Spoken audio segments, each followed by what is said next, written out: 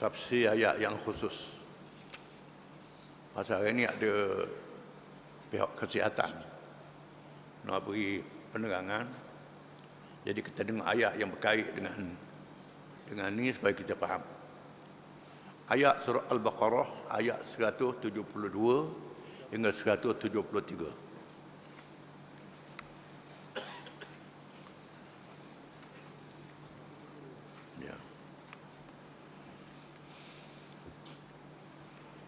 أعوذ بالله من الشيطان الرجيم. Kita lakau. يا أيها الذين آمنوا كلوا من طيبات ما رزقناكم واشكروا لله إن كنتم إياه تعبدون إنما حرم عليكم الميتة والدم ولحم الخنزير وما أهل به لغير الله فمن اضطر غير باغ ولا عاد فلا إثم عليه إن الله غفور رحيم.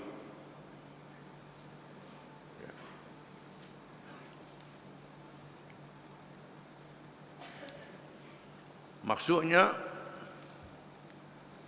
wahai orang-orang yang beriman, makanlah dari benda-benda yang baik, yang halal, yang telah kami berikan kepada kamu.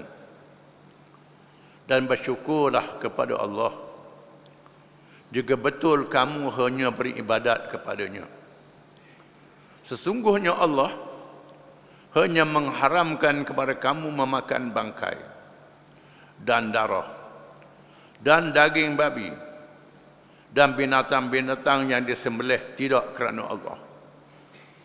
Maka sesiapa terpaksa memakannya kerana darurat sedang ia tidak mengingininya dan tidak pula melampaui batas pada qada benda yang dimakan itu, maka tidaklah ia berdosa. Sesungguhnya Allah amat pengampun lagi amat mengasihani.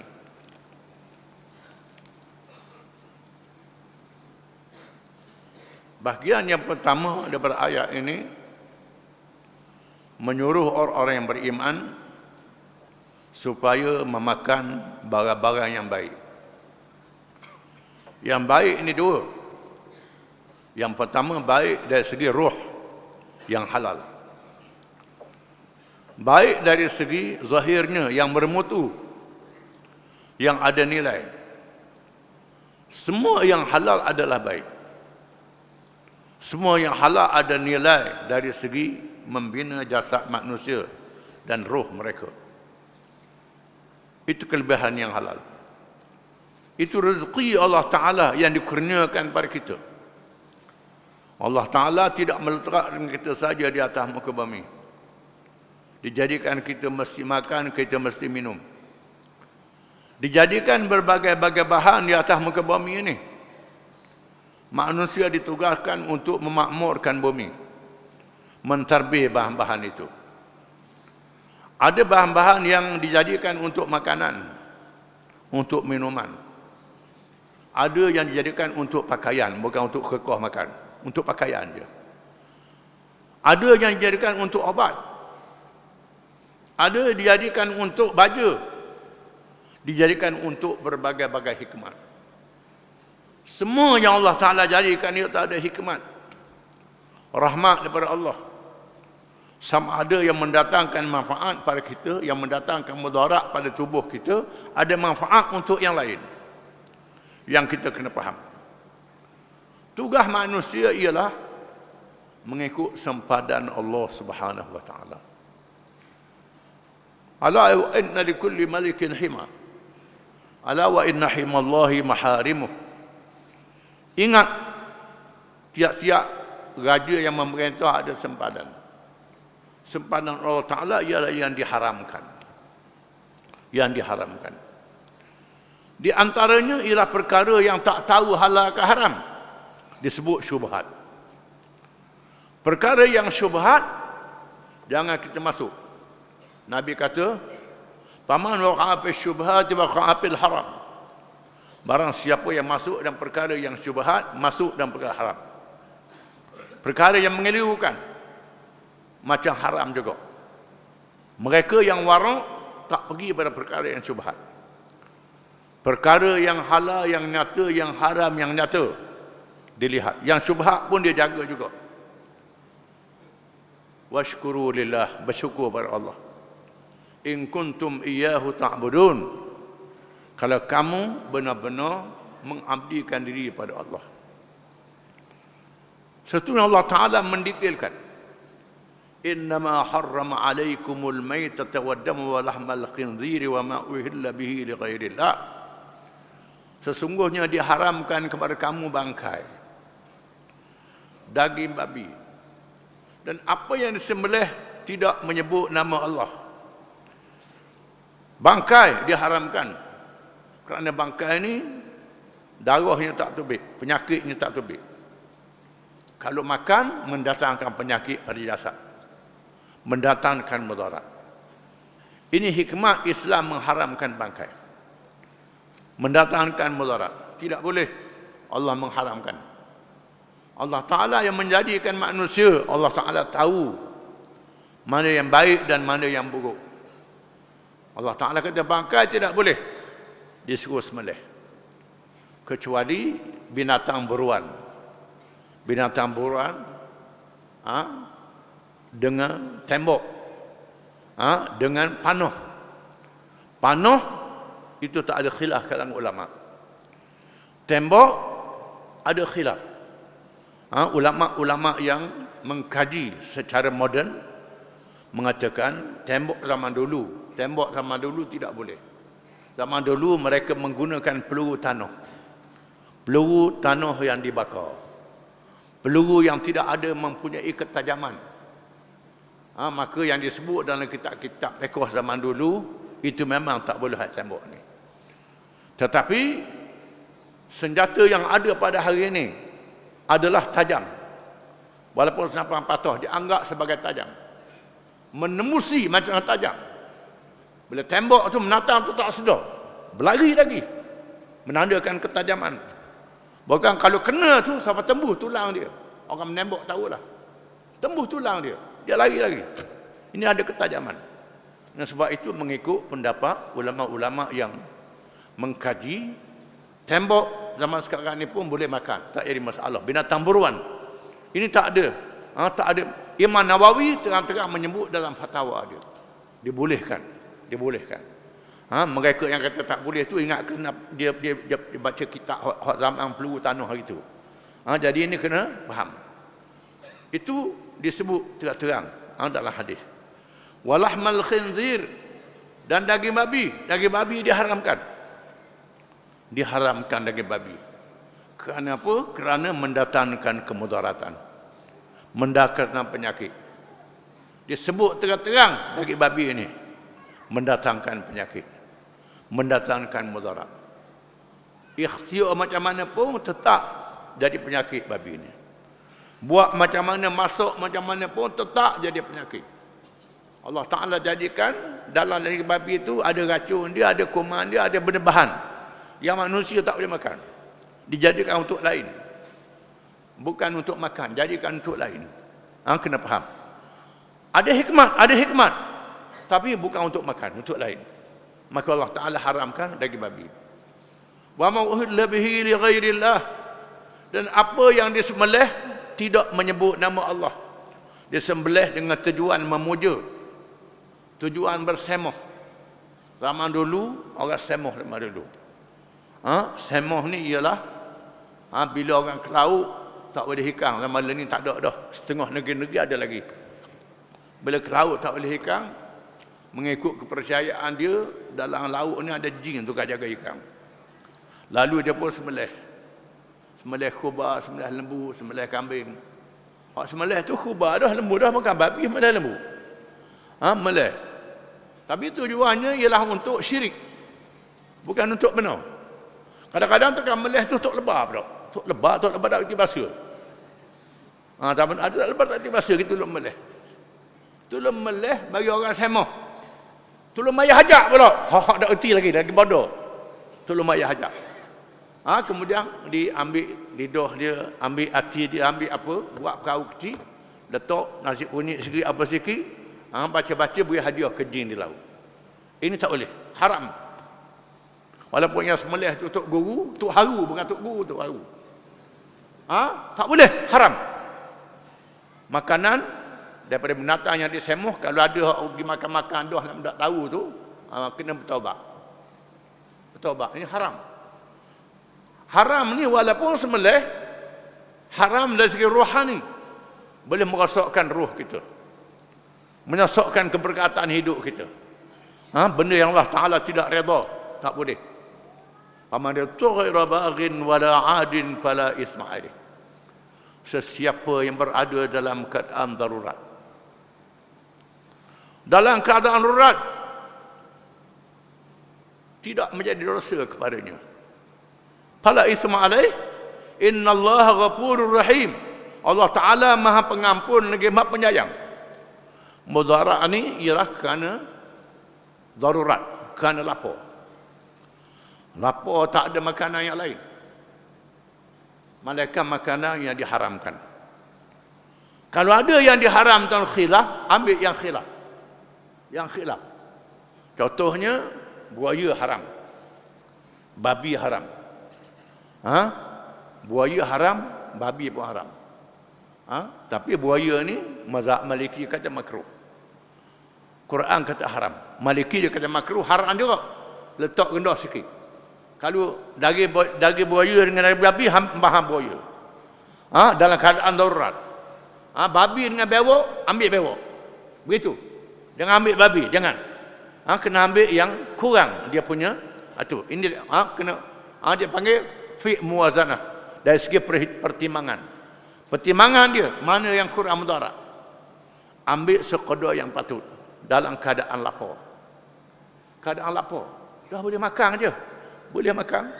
Boleh makan. Siapa dia? Tuhan kata. Tuhan kata boleh makan. Dok warok. Mana warokmu dengan Tuhan? Mana warokmu dengan Nabi Muhammad? Ini Tuhan sebut dalam Quran. Termasuklah mereka yang sakit. Yang sakit, ahli-ahli perubatan mengatakan tidak ada obat malaikat ini. Malaikat ini. Beberapa tahun yang lalu, ahli perubatan mengatakan, injak jantung manusia tak boleh benda lain injak babi. Bila manusia mengaji masalah injak, maka kena ambil injak babi, letak pada injak jantung manusia. Boleh? Boleh. Kerana apa? Darurat. Ini Quran. Quran. Mazhab apa? Bila Quran kata habis mazhab, kena ikut Quran. Mazhab tak boleh lawan Quran. Tak ada dengar, dah mudah mengaji, bodoh. Kena faham. Ini kita kena faham. Ini dalam keadaan yang sangat darurat. Ini boleh. Kemudian terdapat penemuan baru. Penemuan baru boleh ambil daripada lembu, bukan babi lagi sekarang. Bila sudah ada babi tak boleh lagi. Lembu tak ada babi lagi. Kena ambil lembu. Ambil lembu. Ambil lembu. Daripada lembu. Timbul pula lembu tu sembelih tak sembelih. Tu tanya ke dia. Banyak soalannya. Sementara kita tanya Tok Guru, mati dulu jawab dia. Mati dulu. Kita tanya buka kitab-kitab ni, mati dulu. Ini termasuk dalam azimah, bukan rukhsah. Azimah ialah memelihara nyawa adalah wajib. Kena faham? Ad-daruriyatul khamsah. Setengah ulama ad-daruriyatul sitah. Manusia wajib menjaga agama. Wajib menjaga nyawa. Wajib menjaga akal. Wajib menjaga keturunan. Wajib menjaga maruah dan wajib menjaga harta. Wajib kena jaga. Kemudian antara nyawa dengan agama. Agama kata babi haram. Jaga nyawa wajib. Agama kata boleh babi. Di sini boleh. Dalam kadar darurat kita kena faham. Berlaku di zaman Nabi sallallahu alaihi wasallam. Mari dua kabilah Arab. Hadis riwayat Imam Bukhari di Anas bin Malik radhiyallahu anhu.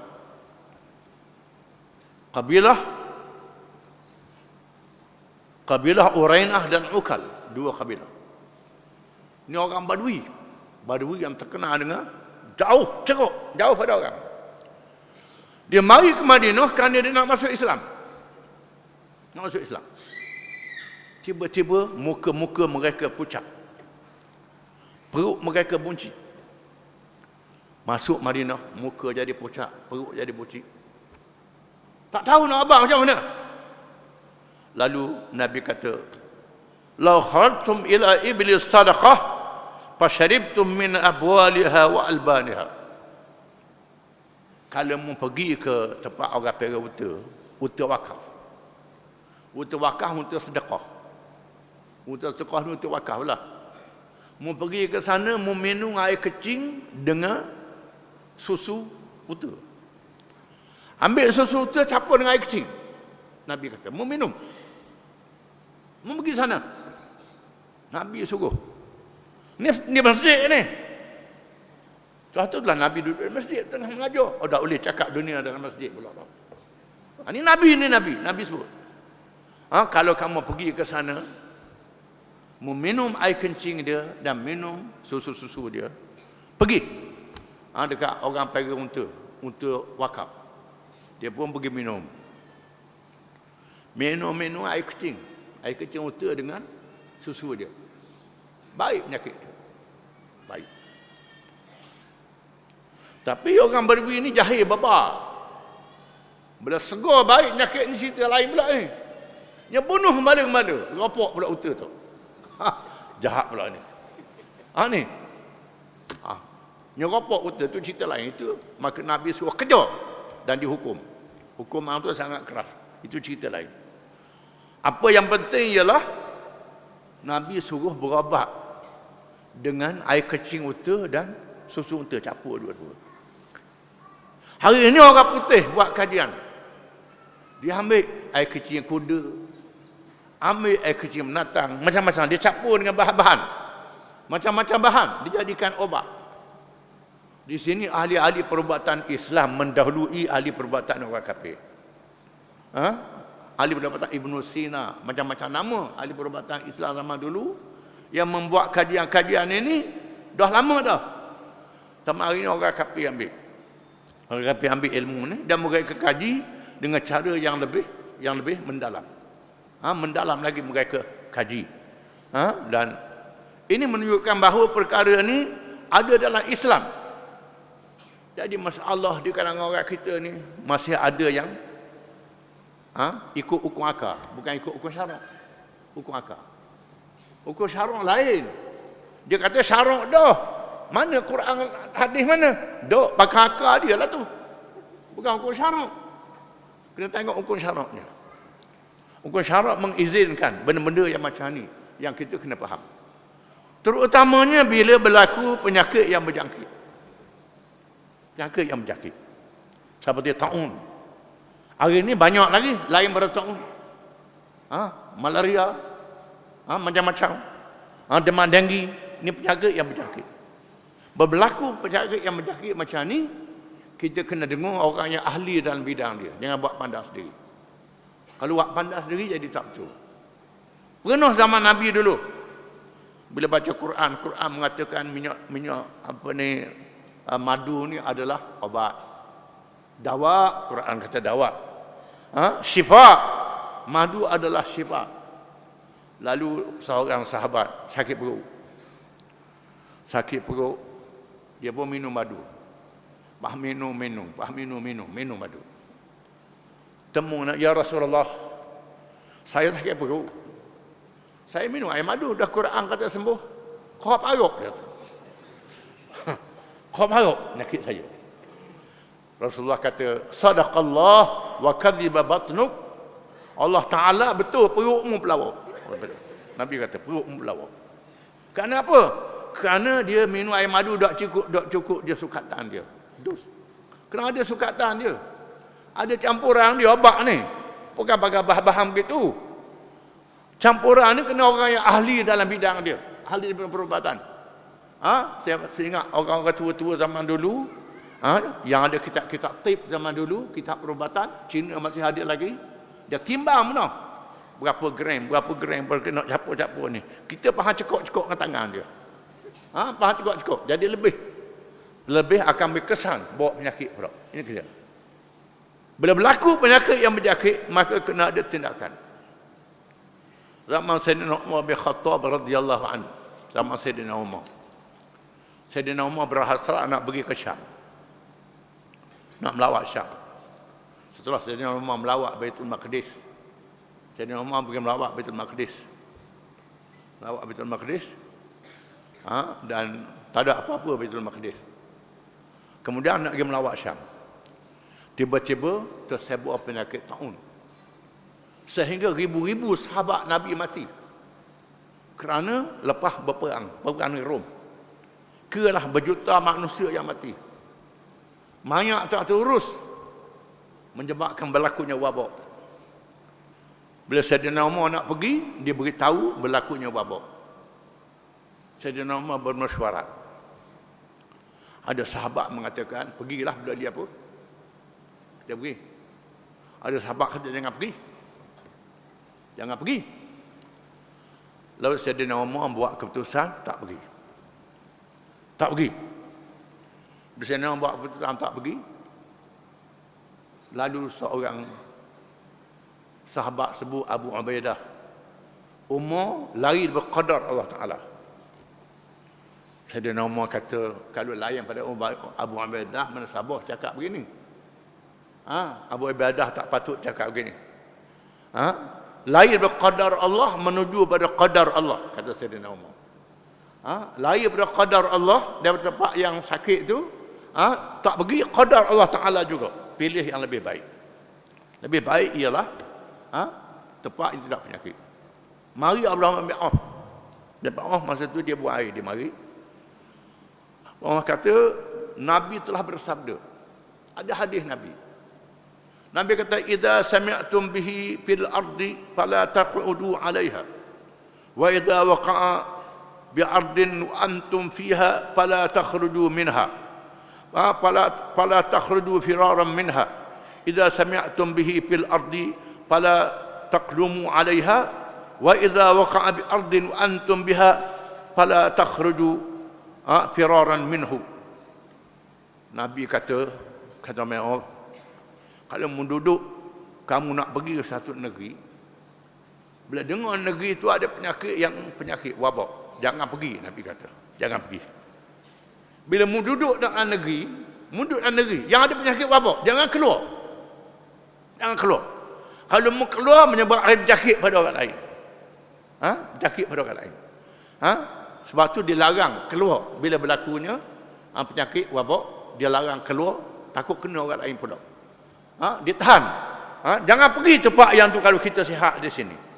Menunjukkan di sana ada arahan Nabi SAW.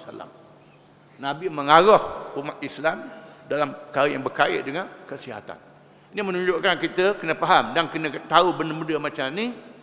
Benda-benda macam ni ada dalam Quran. Ada dalam hadis Nabi SAW. Dan ada orang Islam yang ahli dalam bidang dia. Pakar dalam bidang dia. Dan kita kena sedar bahawa mengaji dalam bidang-bidang ni termasuk dalam fardu kifayah. Orang kita Melayu fardu kifayah ni mayak-mayak je. Fardu kifayah. Mayak-mayak kalau tak ada orang pandai berdosa habislah. Mayak-mayak saja fardu kifayah. Ilmu perubatan, ilmu falak, ilmu apa, tak ada fardu kifayah. Kerana kita tahu mayak-mayak saja. Tu jadi bodoh orang Islam tu. Jadi lemah orang Islam. Dulu orang Islam menguasai macam-macam ilmu. Macam-macam ilmu orang Islam menguasai segala-galanya. Jadi sekarang ni alhamdulillah dah ada orang Islam yang pandai dalam bab ni. Dia boleh terang bab ni. Jadi saya bukan bidang dia, saya tahu sikit-sikit je. Jadi kena beri peluang ke orang yang ahli dalam bidang dia supaya bersarah dalam bidang dia. Wallahu a'lam.